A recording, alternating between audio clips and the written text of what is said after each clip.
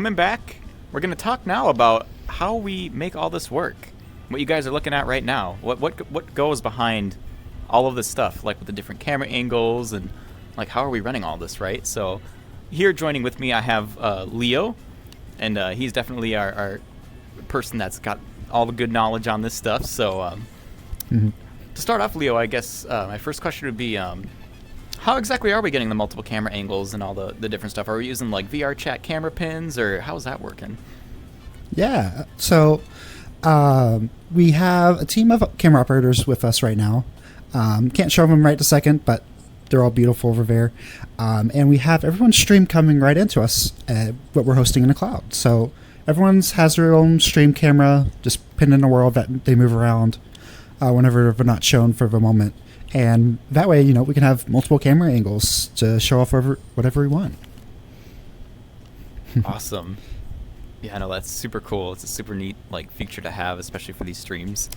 What types of software are we using to kind of help aid with that?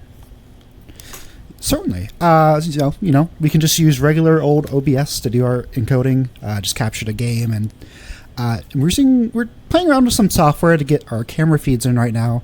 But what we're just doing is we're sending those feeds up to the cloud to be able to, view all of them in the cloud. I keep saying cloud.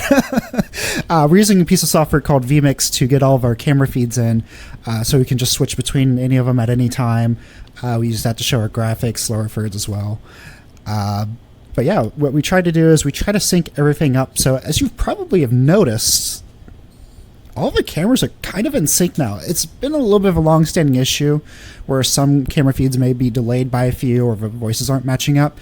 And I can kind of do just a quick demonstration if we want to show all the cameras right now. Just kind of like me moving around. If you see all the cameras, they're in relative sync. It's not perfect, but it's working actually really well. So pretty good.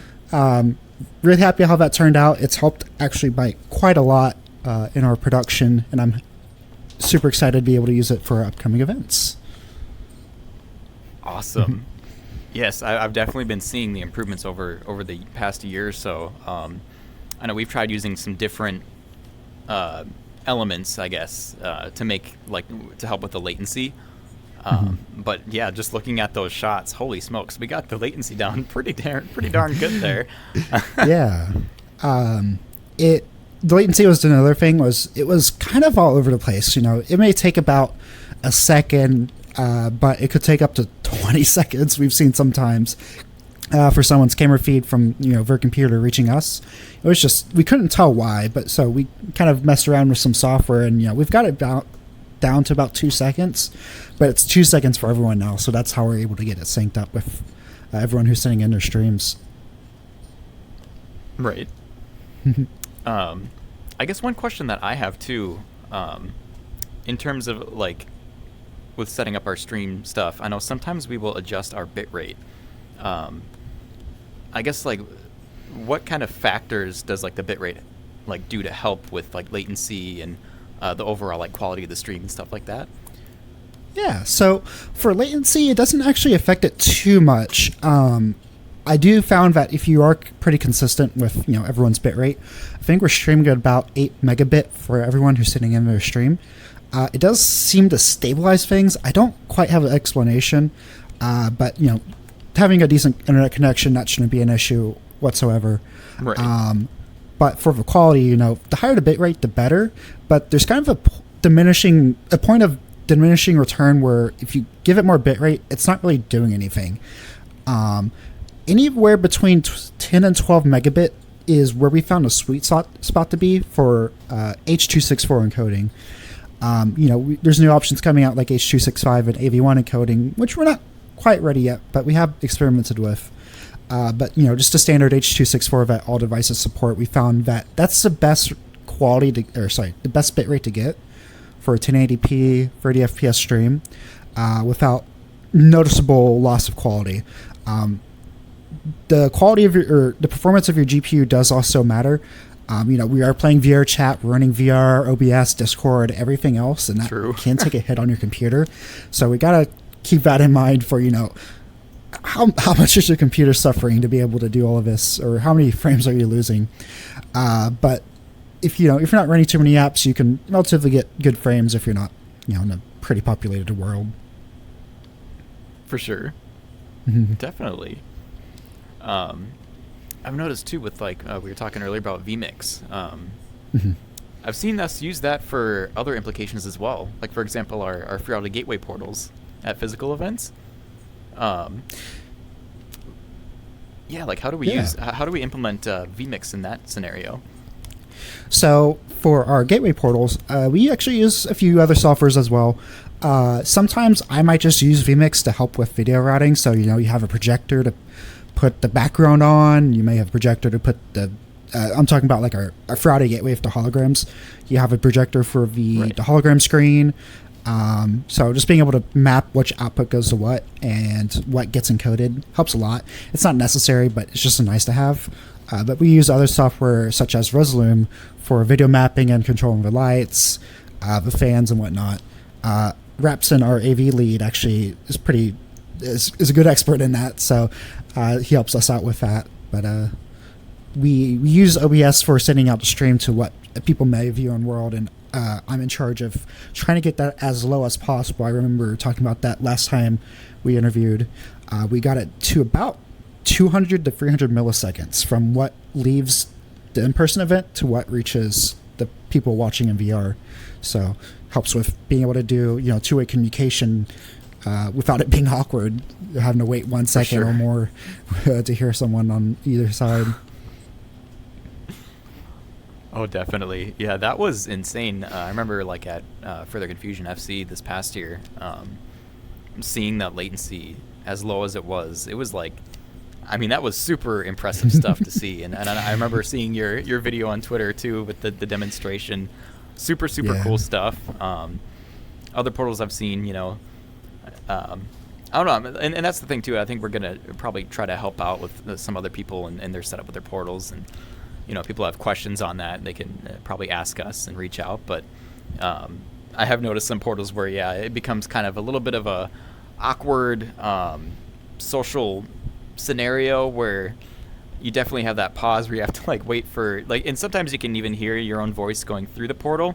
So at least it makes you a little bit more aware in that setting as to when to wait for their response and whatnot. But yeah, really impressive to see how far our gateway and our streaming setups and stuff has come over the course of the past year or so. Super cool. So, and speaking of gateway, we're going to be having another one coming up pretty soon here, not too far out, roughly about a month and a half, 2 months away, but it'll be in September, Megaplex. So let's talk about that. What types of stuff for all of our folks that are viewing, that are going to be attending Megaplex? What types of things should we be expecting to see there? Absolutely. So we're going to be bringing our hologram setup.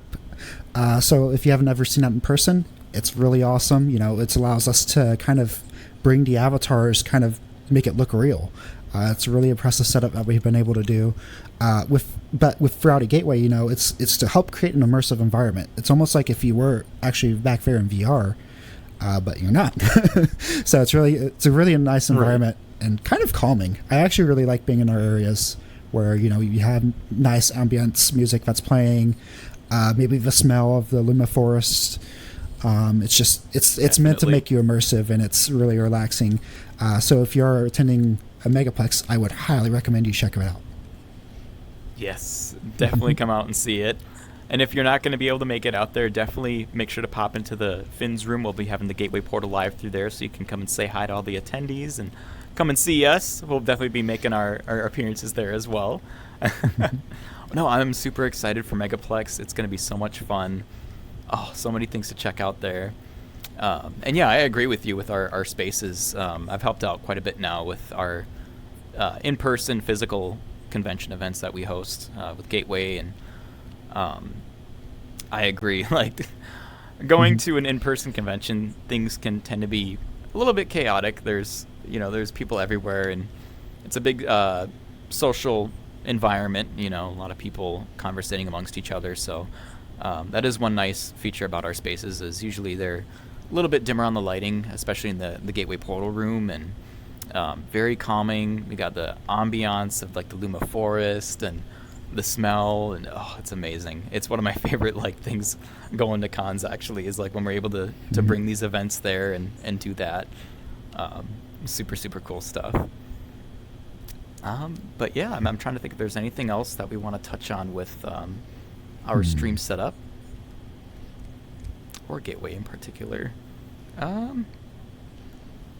don't know, I think we might have covered it all there, so No worries. Yeah, it's going to be awesome. We're going to of course have more gateways in the future. So if you're not able to attend Megaplex, no worries. You might see us around elsewhere. But yeah, be sure to check out Megaplex. It's in a brand new venue, the Hyatt Regency Orlando. They used to call it the Peabody, Yes. and if you've seen the videos where the ducks are walking down the little red carpet, I think that was one of the hotels there. So it's a wonderful venue. It's right on iDrive. There's so many restaurants around. If you can, definitely go there. So, yeah. Yes. If you can make it, it's definitely worth it. I can vouch for that. I went last year and I had just a blast. It was amazing. And now with the new hotel venue, I know it's going to be even bigger and even better. So I'm super stoked for Megaplex. It's going to be a great time. Absolutely. So now heck yeah. Oh, I can't wait. But yeah, now I think we'll cut to an intermission, and then when we come back, we're going to be focusing on you guys. That's right, so stay tuned. If you have any questions for Furality or questions for me or Kip or really to anybody, make sure to put them in the chat, and we're gonna hang out with you guys and just kind of chillax and kind of do a little bit of a Q&A, so that should be a lot of fun. But yeah, stay tuned. Hey, see y'all. Hurrah.